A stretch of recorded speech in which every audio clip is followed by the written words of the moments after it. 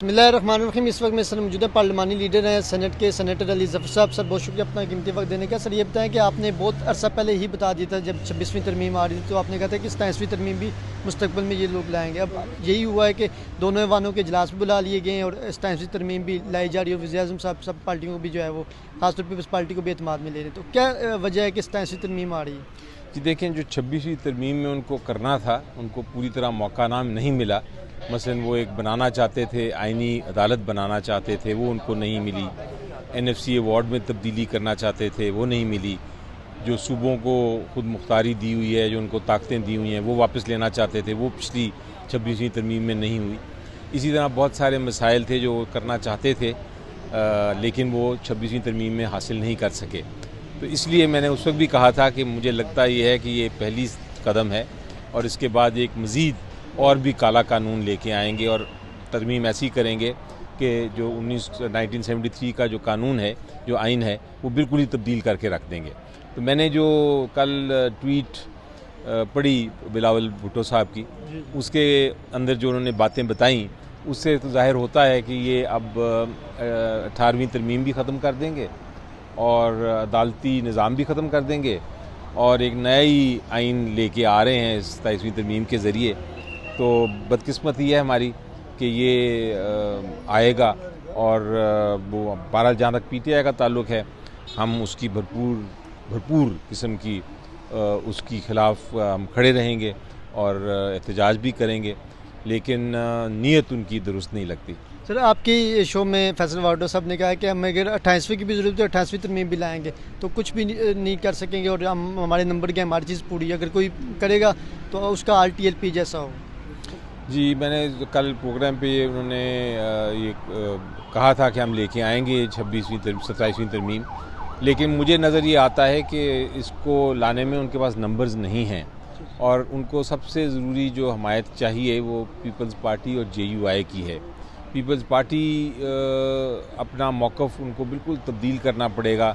18वीं तरमीम के ऊपर उनको अपनी जो समझते हैं कि ट्रॉफ़ी थी उनकी, वो उनको उसका एक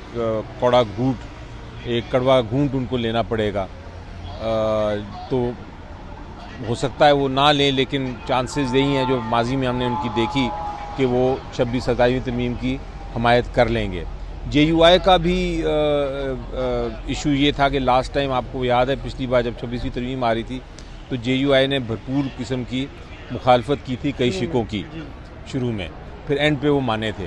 तो अब वो जिस चीज़ की मुखालफत कर रहे थे 26वीं तरमीम में, वो 27वीं तरमीम में अगर लाने की कोशिश कर रहे हैं तो असूलन तो JUI को उसके ख़िलाफ़ होना चाहिए और नहीं मानना चाहिए। और अगर वो नहीं मानते तो JUI के वोट्स के बगैर भी ये 27वीं तरमीम नहीं हो सकती। अगर किसी वजह से JUI इसको मान भी जाती है, फिर भी नंबर्स ऐसे हैं कि नंबर्स में उनके पास नंबर्स नहीं हैं। लेकिन जिस तरह लास्ट टाइम उन्होंने किया था, किसी को थ्रेट किया था, किसी को धमकियां दी थी, किसी को पकड़ लिया था, तो हो सकता है कि उस ज़रिए से वो वोटिंग कराने की कोशिश करें। हम बहरहाल सर आप देख रहे हैं गौर से, और हम इसकी, जैसा मैंने कहा, PTI के तौर पे हम हर जगह पे इसकी मुखालफत करेंगे। तो लास्ट में बताएं कि कितने बतौर कानूनदान आप क्या समझते हैं कि इससे अदलिया को कितना नुकसान होगा या अदलिया की आज़ादी को कितना सल्ब किया जाएगा इस तरमीम से? जी देखें, अगर इनका जो इरादा लग रहा है वो ये है कि अब पहले इन्होंने किया था कि सुप्रीम कोर्ट में एक बेंच बना दिया था। अब उनका लगता ये है, इरादा है कि वो एक बेंच नहीं बल्कि एक नई अदालत ही बना लें।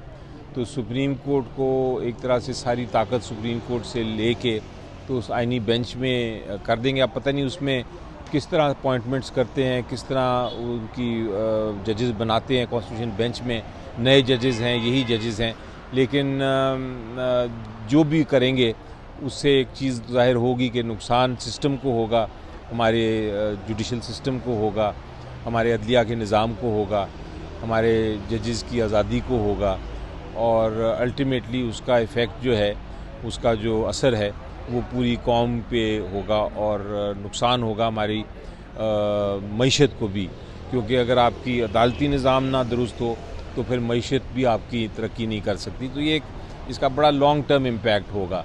इनको दोबारा सोचना पड़ेगा कि ऐसी तरमीम ना लेके आएँ या कोशिश ना करें अपने मुफाद के लिए जो कि मुल्क को नुकसान पहुँचाएँ। थैंक यू सर, बहुत शुक्रिया।